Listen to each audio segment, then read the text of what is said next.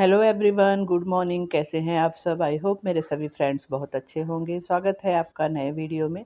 यहाँ सुबह का टाइम हो रहा है। सुबह के काम होने के बाद पूजा करने जा रही थी तो यहाँ पे देखा गुड़हल के 2 फूल आए थे, तो मैंने सोचा इसे तोड़ लेती हूँ और भगवान जी को चढ़ा देती हूँ। अगर इसे प्लांट पे ऐसे रखो तो देखने में अच्छा लगता है, लेकिन शाम तक जैसे गर्मी का टाइम है तो मुरझा जाता है, तो इसे मैं इसलिए तोड़ के और फिर भगवान जी को चढ़ा देती हूँ। तो यहाँ पे दुर्गा माता को चढ़ा दिया है और गणपति जी को चढ़ा दिया है। और इसमें गर्मियों में इस तरह से चींटियाँ आ जाती हैं, पता नहीं क्यों, ठंडे की वजह से कि क्या है। और फिर अब यहाँ पे किचन में आ गई हूँ और किचन में चाय चढ़ा दिया है और उसके बाद नाश्ते की तैयारी कर रही हूँ। मुझे 2-4 दिन से सर्दी से भी मैं बहुत ज़्यादा परेशान हूँ। 2 दिन तो बीच में मुझे इतना ज़्यादा सर्दी की वजह से बुखार सर्दी हो गई थी। अभी तो सर्दी थोड़ी ठीक है, लेकिन जैसे खांसी और गले में खराश और आवाज़ एकदम से चेंज हो गई है। और यहाँ पे आलू छील रही हूँ। आलू को जैसे मुझे जब बॉईल करना रहता है तो मैं कुकर में फिर उसे नहीं बॉईल करती हूँ। जब थोड़े से आलू बॉईल करने होते हैं तो उसे मैं माइक्रोवेव में ही छील के इस तरह से पीसेस करके और डाल देती हूँ 5 मिनट के लिए। थोड़ा सा नमक डाल के 5 मिनट के लिए रख देती हूँ तो बड़े अच्छे से फटाफट उसमें वो बॉईल हो जाता है, मतलब कुक ही हो जाता है। ज़्यादा क्वांटिटी में जब बनाना होता है, बॉईल करना होता है, तब कुकर पे मतलब चढ़ाती हूँ गैस पे। आलू जब तक कुक हो रहा है तो मैं यहाँ पे चाय लेके आ गई हूँ। चाय मेरी बन गई थी और सर्दी में जैसे चाय दिन भर में 4-5 बार लगता है कि गरम-गरम मिल जाए और उसे पी लूँ, तो मैं अदरक वाली खूब कड़क सी चाय बनाई हूँ और इसे पहले गरम-गरम पीऊँगी। तो इस तरह से हम बचपन से ही मम्मी के यहाँ से ही हमें आदत थी कि हम कटोरी में ही चाय पीते थे। मतलब कप में तो पीने की आदत ही नहीं है, बहुत ही मुश्किल से कप में कभी पी लेती हूँ मैं, तो पी लेती हूँ, नहीं तो मुझे कटोरी में ही इस तरह से पीने पे ज़्यादा अच्छा लगता है। तो यहाँ पे चाय गरम-गरम पी लूँ पहले, क्योंकि गरम-गरम पीने पे सर्दी में बहुत ही ज़्यादा रिलैक्स मिलता है, गले में जैसे एक राहत जैसी मिलती है, अच्छा लगता है। तो गरम-गरम ही चाय अभी बनी है तो मैं ज़्यादा ही सुबह के टाइम तो ज़्यादा ही थोड़ा-सा बना ले रही हूँ आजकल, कि 2-3 बार गरम-गरम फूँक-फूँक के, मतलब आधे घंटे के अंदर तो 2-3 बार ही पी लेती हूँ। वैसे मैं चाय दिन में 1 या 2 बार ही पीना पसंद करती हूँ, लेकिन जब सर्दी होती है तो चाय मेरी काफ़ी टाइम हो जाती है। अब फिर से आ गई हूँ किचन में और यहाँ पे दूध गर्म करने के लिए रख दूँगी। दूध वैसे गर्म करके रखा हुआ है फ्रिज में, लेकिन ये कुछ अलग से मैं 1 लीटर दूध गर्म कर रही हूँ। मुझे कुछ और बनाना है, तो मैंने सोचा नाश्ते को भी बनाने से पहले एक तरफ इसे भी रख देती हूँ साथ में। गर्म होता रहेगा तो मल्टीटास्किंग करके फिर काम हमारे जल्दी समट जाते हैं।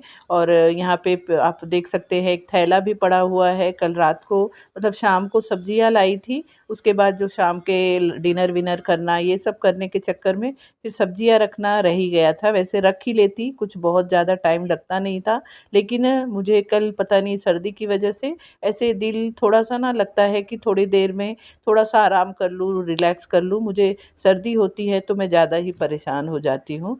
तो सब्जियों को भी रखा नहीं है तो उसे भी रखना है, तो पहले नाश्ता बना के दे देती हूँ, मैं भी कर लेती हूँ, उसके बाद सब्जियों को रखूँगी। और आज इस वीडियो में मैं आप लोगों के साथ कुछ 2 रेसिपी शेयर करूँगी, जो कि मतलब गर्मियों में अब बच्चों की छुट्टी भी है, तो उन्हें भी इस तरह के खाना खाना, मतलब इस तरह का जो भी रेसिपी होती है वो पसंद आती है। बच्चे तो थोड़ा-सा इस तरह की ही चीज़ें खाना पसंद करते हैं। और मेरा बेटा भी 2-4 दिन से कह रहा था मम्मी कुछ अलग बनाओ। वो बहुत ज़्यादा फूडी है, उसे बहुत सारे वैरायटी के मतलब चीज़ें खाना पसंद है। रोज़ ही अलग-अलग टाइप का खाना चाहिए वो, मतलब रेगुलर दाल, चावल, रोटी, सब्ज़ी कभी नहीं खा सकता है।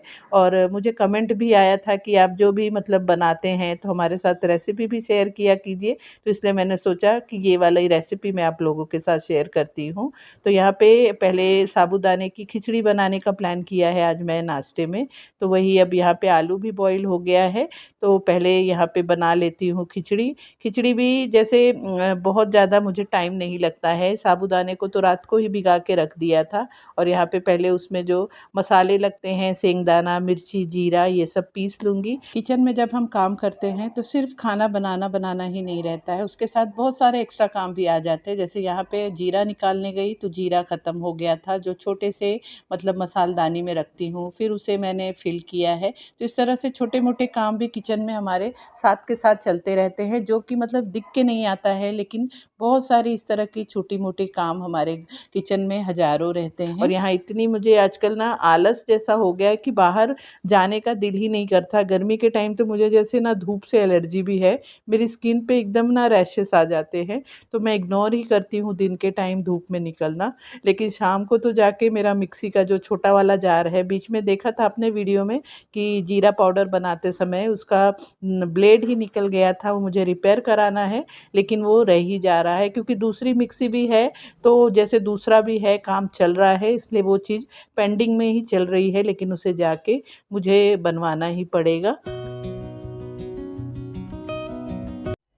और इस तरह से जब मैं मेरे अवन में कोई चीज़ गरम करती हूँ या मतलब जैसे स्टीम करती हूँ, मेन तो स्टीम जब करती हूँ तो अभी मैंने आलू को बॉईल किया था 5 मिनट के लिए, तो उसमें जैसे स्टीम बन जाता है पूरे माइक्रोवेव में, तो उस टाइम पे ही मैं इस तरह से कपड़े से पूरे मतलब अवन को पोंछ लेती हूँ। इस तरह से करने पे मेरा अवन फिर ना साफ़-सुथरा बना रहता है, नहीं तो उसमें यूज़ करते-करते बहुत ज़्यादा गंदगी हो जाती है। लेकिन 1-2 दिन पे कुछ ना कुछ ऐसा काम भी होता रहता है उसमें कि उसमें स्टीम बन जाता है, तो उसी पानी को मैं इस तरह से पोंछने में काम में ले लेती हूँ। तो देखिए मेरा माइक्रोवेव आप बिल्कुल ही गंदा नहीं देखेंगे, कहीं से भी आपको गंदगी नहीं दिखेगी और इस तरह से 2-4 दिन पे अगर इस तरह से मैं पोंछ लेती हूँ तो मतलब ज़्यादा उसमें गंदगी भी नहीं हो पाती है और फिर ज़्यादा कुछ टाइम भी नहीं देना पड़ता है।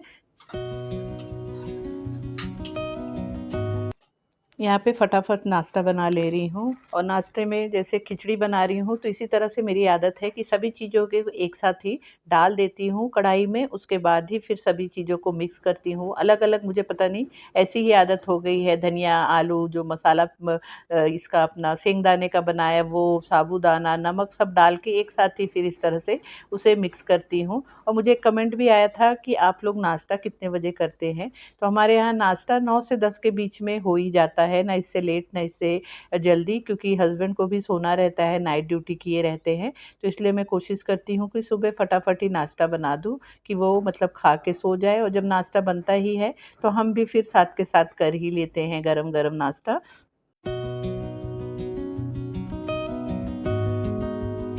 यहाँ पे उतने देर में दूध भी गर्म हो गया है, तो दूध गर्म होने के बाद यहाँ पे मैंने ये लाया था ईट मी का ये जो फ़ालूदा मिक्स आता है, डीमार्ट में तो खूब ही मिल जाता है और गर्मियों के टाइम तो बहुत ज़्यादा ही मिलता है।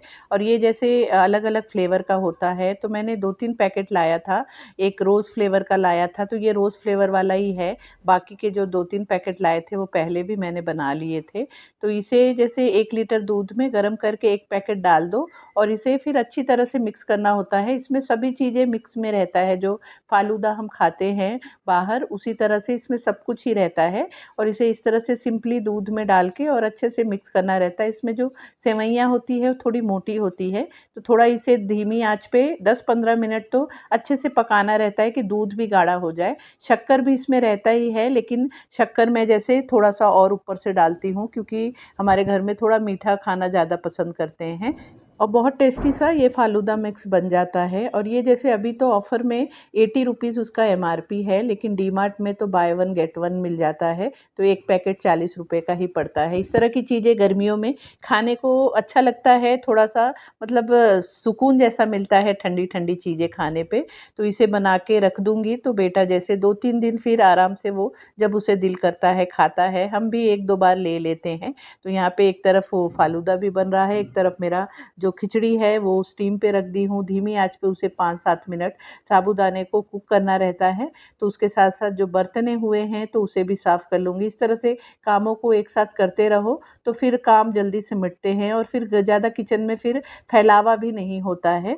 तो यहाँ पे इसे चलाना भी पड़ता है थोड़ी-थोड़ी देर पे, तो इसे चलाते जा रही हूँ और उसी के साथ बर्तन भी धो रही हूँ और बर्तन धोते-धोते देखिए एक कांड हो गया कि जब इस तरह से मल्टीटास्किंग भी करो, तो कुछ ना कुछ हो भी जाता है। तो यहाँ पे थोड़ा-सा फ़ालूदा नीचे बह के आ गया क्योंकि वो बड़े वाले गैस पे सिकड़ी पे मैंने रख दिया था, तो उसका स्लो भी फ्लेम करो तो भी वो फ़ास्ट ही रहता है।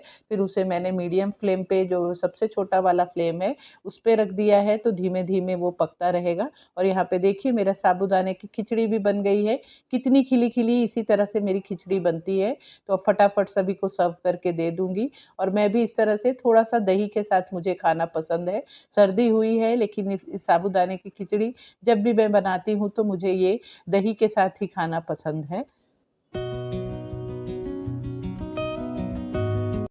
यहाँ पे मैंने 2 दिन पहले मिंत्रा पे से कुछ ड्रेस एक ऑर्डर किया था, तो वो भी मेरा पार्सल आ गया था। तो यहाँ पे उसे मैंने लिया है, अब इसे चेक करेंगे कि कैसा है। मिंत्रा पे से मैंने ये वाला ड्रेस मँगाया है, तो यही पार्सल अभी आया था। तो काफ़ी अच्छा लग रहा है, मतलब इसका मटेरियल ये तो जैसे साड़ी का फैब्रिक होता है, दुपट्टे का वो है, ठीक है, लेंथ पे ठीक है। प्लस नीचे का पैंट है, पैंट में इस तरह से एक तरफ पॉकेट है, पॉकेट के अंदर भी उन्होंने कपड़ा जो ऊपर का आप देख रहे हैं प्रिंटेड वही वाला डाल दिया है। और ये मैंने ड्रेस एक्सेल साइज़ में मँगाया था, लेकिन ये एक्सेल वैसे मुझे एक्सेल ही परफेक्ट आता है, लेकिन इनका ये वाला एक्सेल तो बहुत ज़्यादा ही, आप देख सकते हैं कितना ज़्यादा लूज़ है। इसे मैं कितना भी फिटिंग करूँगी तो इतना ज़्यादा ये लूज़ है कि इसकी मतलब शेप ही ख़राब हो जाएगा ड्रेस का। तो इसके लिए इसे मैं चेंज करूँगी, लेकिन बहुत अच्छा मटेरियल है, ना कॉटन है ना सिल्क है, थोड़ा मिक्स फैब्रिक में ही है, लेकिन काफ़ी अच्छा है, कंफर्टेबल है।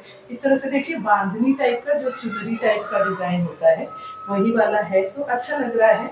आप लोगों को कैसा लगा बताना। इसे मैं रिटर्न करके इसका छोटा साइज़ मतलब क्या मँगाना पड़ेगा मुझे, मीडियम साइज़ मँगाना पड़ेगा। तो मुझे शायद परफेक्ट आएगा। तो ये वाला इस तरह से है, तो अच्छा लग रहा है, काफ़ी अच्छा है। हाथ-वाथ पे देखिए इस तरह से डिज़ाइन है, पीछे के साइड इस तरह से है, तो अच्छा लग रहा है। नेक पे यहाँ पे थोड़ा-सा सीक्वेंस वर्क किया गया है, यहाँ पे आप देख सकते हैं, और नेक राउंड में है और हाथ पे सिंपल सा इस तरह से बॉर्डर है, तो अच्छा लग रहा है सिंपल और सोबर में। ये 999 में शायद मुझे मिला है, हाँ 999 में ही है, लेकिन 999 के हिसाब से अच्छा है। जैसे दुपट्टा वाला ड्रेस कभी कहीं पहनने के लिए ज़रूरत पड़ती है, तो इसलिए मैंने ये वाला मंगाया है। चलिए अब बना लेते हैं फटाफट लंच। तो लंच में आज मैं बना रही हूँ नूडल्स। नूडल्स मैं किस तरह से बनाती हूँ वही मैं आप लोगों के साथ शेयर करूँगी। सबका बनाने का तरीका अलग-अलग होता है। मेरा तरीका मैं आप लोगों के साथ शेयर करूँगी। तो यहाँ पे गैस में मैंने पानी रख दिया है, उसमें तेल डाल रही हूँ और नमक डाल के पानी को बॉईल होने दूँगी। जब पानी बॉईल हो जाएगा फिर इसमें डालूँगी नूडल्स। तो यहाँ पे 2 पैकेट नूडल्स डाल रही हूँ, मतलब 2 का जो इस तरह से पैक आता है। इसे डाल के और इसे उबाल तो आ ही रहा है पानी में, थोड़ा-सा ही 2-3 मिनट ही इसे हमें पानी में कुक करना है। बहुत टाइम तक अगर रख देते हैं तो बहुत ज़्यादा ओवर कुक हो जाता है, फिर जब हम नूडल्स बनाते हैं तो वो चिपक जाता है और खिला-खिला नहीं बनता है। तो इस तरह से जब जैसे 70% ही कुक हो, 30% वो बचा रहे, तभी उसे हमें निकाल देना है। तो यहाँ पे देखिए ये हो गया है अच्छे से। तो यहाँ पे मैं मतलब टैप के नीचे ही इसे इस तरह से स्ट्रेनर में छान दूँगी और ऊपर से थोड़ा-सा ठंडा पानी तुरंत ही डाल देंगे। इस तरह से डालने पे फिर उसका जो कुकिंग प्रोसेस होता है वो बंद हो जाता है। अगर सिर्फ़ इसे स्ट्रेन करके और रख देंगे तो उसमें अंदर की तरफ हीट रहती है और वो फिर ओवर कुक हो जाता है। तो इसलिए उसके ऊपर पानी ज़रूर ही डाल देना चाहिए और उसे रख दूँगी, थोड़ा-सा जो और एक्स्ट्रा पानी है वो मतलब उसमें से छन जाए। अब यहाँ पे मैंने कढ़ाई में 2 बड़े चम्मच तेल डाल दिया है और तेल में इस तरह से कोई भी चाइनीज़ आइटम बनाते हैं तो उसमें हरी मिर्च, लहसुन और अदरक का बहुत ज़्यादा मतलब इम्पोर्टेंस होता है, उससे ही फ्लेवर इन्हेंस होता है। तो यहाँ पे बहुत सारा मैंने इस तरह से अदरक, लहसुन और हरी मिर्च को इस तरह से चॉपर में देखिए बारीक कर लिया था। इस तरह चॉपर में अगर वैसे काटने जाओ तो इतने बारीक कटने में काफ़ी टाइम लगता है, लेकिन इस वाले चॉपर में देखिए बहुत अच्छे से चॉप हो गया है। उसे 2 मिनट अच्छे से भूनेंगे तेल में। उसके बाद यहाँ पे मैंने बहुत सारा प्याज और हरी मिर्च, शिमला मिर्च मतलब, और गाजर को इस तरह से लंबे-लंबे पीसेस में कट किया है। यहाँ पे आप पत्ता गोभी और हरा जो प्याज होता है वो भी डाल सकते हैं, लेकिन मेरे बेटे को नहीं पसंद है तो इसलिए फिर मैं सिर्फ़ यही 3 सब्जियाँ डालती हूँ। तो इसे डाल के तीनों को साथ में ही डालना है और डाल के हाई फ्लेम पे ही इसे कुक करना है। नमक डालेंगे कि नमक डालने से जल्दी से ये गल जाए और थोड़ा-सा 5 मिनट के लिए ढक के इसे मैं कुक करूँगी। यहाँ पे मैंने सभी सॉसेस को बाहर निकाल लिया है जो मुझे यूज़ होगा, और उसके साथ यहाँ पे काली मिर्च का पाउडर भी लगता है, लेकिन मैंने जब देखा तो मेरे भरने में काली मिर्च का पाउडर ख़त्म हो गया है, तो मैंने सोचा अभी ही साथ के साथ बना लेती हूँ जब तक सब्जियाँ कुक हो रही हैं। तो ये वाला जो मिनी वाला मेरा ये मिक्सी है, इसमें इस तरह से जो छोटा वाला जार है उसमें इस तरह की चीज़ें बहुत ही अच्छे से ग्राइंड हो जाते हैं, मतलब पाउडर बनाने के लिए तो काफ़ी यूज़फुल है। तो इसे देखिए इस तरह से लगा के, मैंने लास्ट वीडियो में भी आप लोगों के साथ मेरे गैजेट शेयर किए थे, तो उसमें भी बताया था कि इसका ये प्लस पॉइंट है कि इसे ऑन करके छोड़ दो और ये आराम से पिसता रहता है, पकड़ के खड़े नहीं होना पड़ता है। तो यहाँ पे देखिए 2 मिनट में ही बहुत अच्छे से ग्राइंड हो गया है और पाउडर बन गया है काली मिर्च का।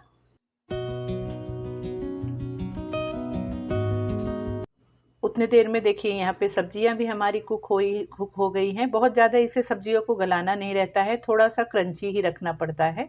फिर अब इसमें जो हमने नूडल्स को कुक करके रखा है उसे डाल देंगे।